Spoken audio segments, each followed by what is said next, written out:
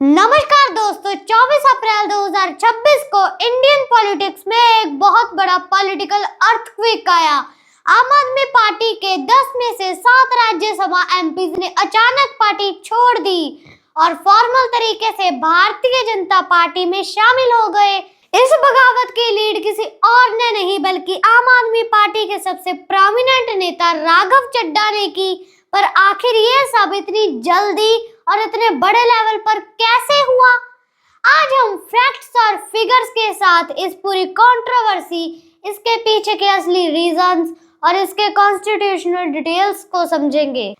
इस क्राइसिस को समझने के लिए थोड़ा पीछे चलते हैं। 2011 के एंटी करप्शन मूवमेंट से बनी आम आदमी पार्टी ने जब 2022 में पंजाब इलेक्शंस में 117 में से 92 सीट्स जीती तो उन्हें राज्यसभा में अपने एमपीज भेजने का बड़ा मौका मिला।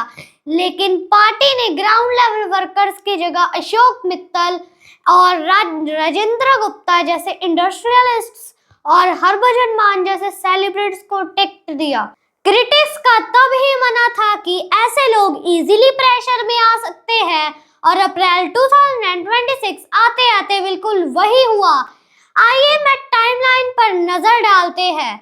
2 अप्रैल 2026 आम आदमी पार्टी लीडरशिप ने बड़ा एक्शन लेते हुए राघव चड्ढा को राज्यसभा के डिप्टी लीडर पोस्ट से हटा दिया और उनकी जगह अशोक मित्तल को अपॉइंट किया। पार्टी ने राज्यसभा सेक्रेटरीट को यहाँ तक लिख दिया कि चड्ढा को बोलने का टाइम ना दिया जाए। ये इवेंट इस पूरी बगावत का टिपिक पॉइंट था। 15 अप्रैल 2026 ईडी ने अशोक मित्तल की प्रॉपर्टीज पर रेड की, जिससे इंडस्ट्रियलिस्ट एमपीज पर प्रेशर बढ़ने की बातें सामने आई।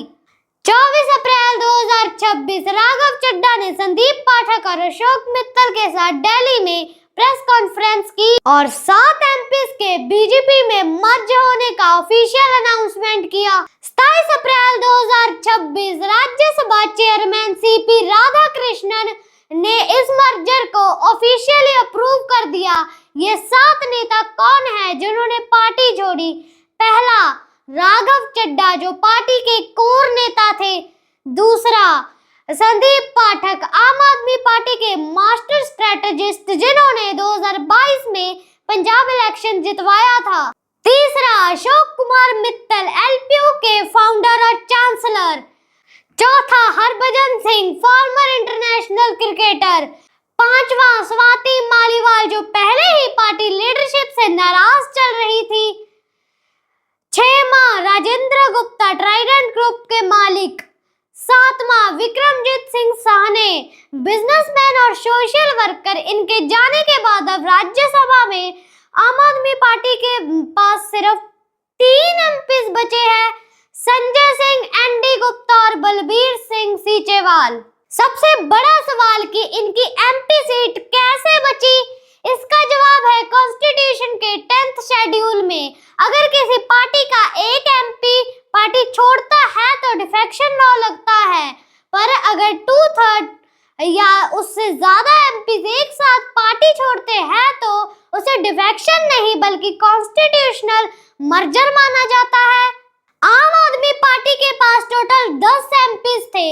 10 का 2/3 होता है 7। राघव चड्ढा ने एग्जैक्टली 7 एमपीज का ग्रुप तैयार किया और लॉ का फायदा उठाते हुए सीट बचा ली।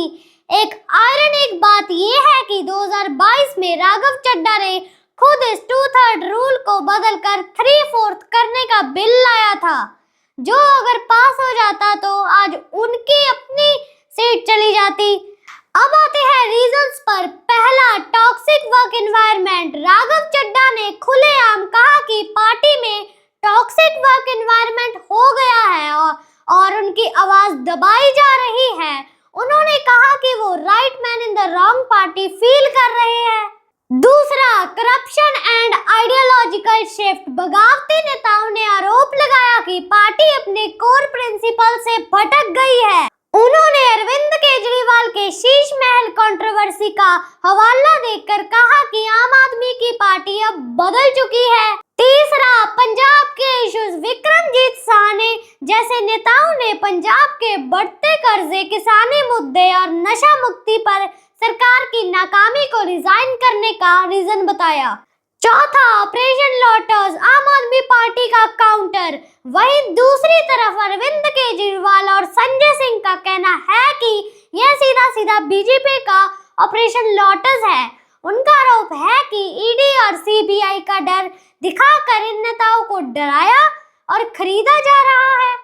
तो दोस्तों, इस सब का इम्पैक्ट क्या होगा? नेशनल लेवल पर बीजेपी की राज्यसभा में स्ट्रेंथ बढ़कर 113 हो गई है और एनडीए इजीली 148 पर पहुंच गया है, जिससे उन्हें कोई भी बिल पास करवाने में काफी आसानी होगी।